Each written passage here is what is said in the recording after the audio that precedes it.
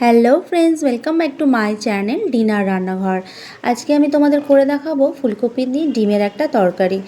এটা কিন্তু আমি বাড়িতে বানিয়ে খেয়েছিলাম, আমার খুব ভালো লেগেছে, তাই কিন্তু তোমাদের সাথে শেয়ার করে নিলাম।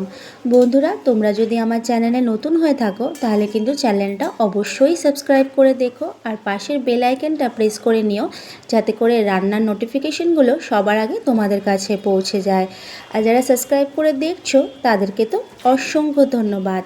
আর যদি রান্নাটা কোনো অংশে ভালো লেগে থাকে তাহলে কিন্তু অবশ্যই আমাকে লাইক কমেন্ট করে জানিও।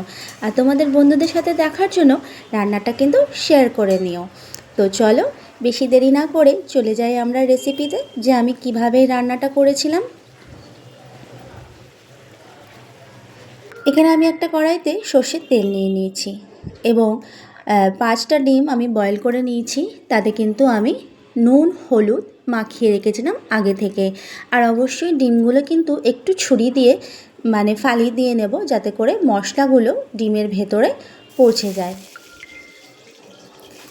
দেখতে পাচ্ছ ডিমের মধ্যে কিন্তু আমি হলুদ নুন সব মাখিয়ে রেখেছিলাম। এইভাবে কিন্তু যদি তোমরা নুন হলুদ মাখিয়ে রাখো আগে থেকে, তাহলে কিন্তু ডিমটা ফাটার ভয় থাকে না। তো এইভাবে আস্তে আস্তে কিন্তু একটু ভেজে নেব, খুব বেশি লাল করব না, কারণ খুব বেশি লাল করলে কিন্তু ডিমের ওপরে চামড়াটা একটু শক্ত হয়ে যায় আর খেতে তখন ভালো লাগে না। তাই খুব বেশি লাল করব না, এভাবেই কিন্তু আমি ভেজে নিচ্ছি। এখন ফুলকপির সিজন, শীতের সিজন, ফুলকপি তো অনেক উঠছে বাজারে, তাই ফুলকপি দিয়ে নানান রকম ডিশ আমরা করে খাই। তাই আজকে আমি এটা ভাবলাম যে ডিম দিয়ে রান্না করে দেখি কেমন লাগে। তো ডিম দিয়ে আমি রান্না করেছিলাম, খুব ভালো লেগেছে। পার্সোনালি আমার খুব ভালো লেগেছে, আমার পরিবারের খুব ভালো লেগেছে, তার জন্য কিন্তু রান্নাটা আমি তোমাদের সাথে শেয়ার করছি। তারপরে ডিমটা যখন ভাজা হয়ে গেল, এর মধ্যে কিন্তু আমি একটা গোটা ফুলকপি এইভাবে ডুমো ডুমো করে কেটে নিয়েছি। এর মধ্যেও কিন্তু আমি নুন হলুদ মাখিয়ে নিয়েছি আর এটা এই তেলের মধ্যে কিন্তু ভেজে নিচ্ছি। এইভাবে যদি আমরা একটু বড় সাইজ করে ফুলকপিটা কাটি তাহলে কিন্তু একদম গলে যাবে না। এভাবে কিন্তু আমি ফুলকপিগুলো ঢাকা দিয়ে দিয়ে ভাজছিলাম লো ফ্লেমে, যাতে করে ফুলকপিটা একদম ভেতর অবধি সেদ্ধ হয়ে যায়। দেখতে পাচ্ছ কত সুন্দর ভাজা হয়েছে, কালারটা কিন্তু একদম নষ্ট হয়নি। তোমরা কিন্তু এইভাবে ফুলকপিটা ভেজে নিতে পারো। যারা তেলে না ভাজতে চাও তারা কিন্তু ভাপিয়েও নিতে পারো ফুলকপিটা। ফুলকপিটাও আমার ভাজা হয়ে গেছে। এরপরে কিন্তু আমি আলুও এই তেলে ভেজে নেব। আলুও আমি একটু হলুদ দিয়ে মাখিয়ে রেখেছিলাম। আলুটাও কিন্তু আমি এর মধ্যে বেশ লাল লাল করে ফ্রাই করে নিচ্ছি। যেহেতু নতুন আলু, এটা তাড়াতাড়ি গলে যায়, তার জন্য কিন্তু আমি আলুটা বেশ ফ্রাই করে নিলাম। এরপরে এই তেলের মধ্যে কিন্তু আমি একটা ফোড়ন দিয়ে নেব। তাতে দিয়ে নেব একটা তেজপাতা, 2টো এলাইচি, 4টে লং আর একটা দারচিনি দিয়ে তারপরে কিন্তু আমি এখানে একটা কুচনো পেঁয়াজ দিয়ে নিলাম আর সেটাও কিন্তু তেলের মধ্যে বেশ ব্রাউন করে ভেজে নিচ্ছি।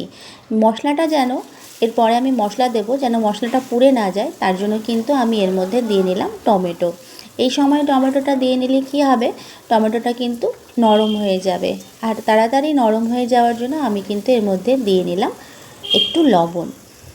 দেখতে পাচ্ছ বেশ টমেটোগুলো নরম হয়ে গেছে। তারপরে আমি কিন্তু এর মধ্যে দিয়ে নিলাম 1 টিস্পুন আদা রসুন পেস্ট। আদা রসুন পেস্টটা দিয়েও কিন্তু আমি ভালো করে ভাজা ভাজা করে নিচ্ছি, যেন কাঁচা গন্ধটা চলে যায়। তারপরে দিয়ে নেব 1 টিস্পুন লঙ্কার গুঁড়ো, 1 টিস্পুন হলুদ গুঁড়ো, 1 টিস্পুন ধনিয়া গুঁড়ো। তোমরা চাইলে কিন্তু এখানে সবজি মশলাও ইউজ করতে পারো, কিন্তু সবজি মশলা ছাড়াও কিন্তু বেশ টেস্টি হয়েছিল, আমার কিন্তু খুব ভালো লেগেছে। এরপরে কিন্তু এটা ভালো করে জল দিয়ে কষিয়ে নেব। সুন্দর একটা গ্রেভি তৈরি হয়েছে। এই গ্রেভির মধ্যে কিন্তু এবারে আমি ডিম, ফুলকপি আর আলুটা কিন্তু দিয়ে নিলাম। এবারে ভালো করে কষিয়ে নেব। তোমাদের আমার রান্নাগুলো কেমন লাগে অবশ্যই কিন্তু কমেন্ট করে জানিও, আর লাইক করো আর শেয়ার করে নিও, আর প্লিজ আমার চ্যানেলটাকে সাবস্ক্রাইব করে নিও।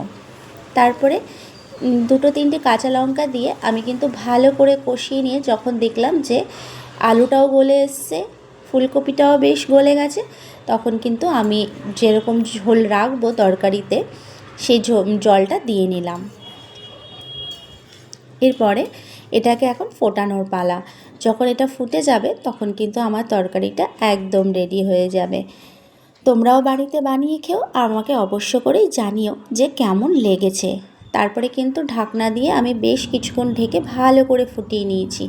আমার তরকারিটা কিন্তু এখন রেডি হয়ে গেছে। নামাবার আগে এর মধ্যে কিন্তু আমি দিয়ে দেব রোস্টেড জিরের গুঁড়ো। এটা কিন্তু মাস্ট, এটা তোমরা দেবেই দেবে, তাহলে কিন্তু তরকারিটার স্বাদও খুব সুন্দর হবে আর স্মেলটাও খুব সুন্দর হবে।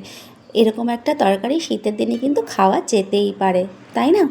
চলো নেক্সট আসবো অন্য কোনো রান্না নিয়ে। ততক্ষণ সবাই সুস্থ থেকো, ভালো থেকো। Thanks for watching.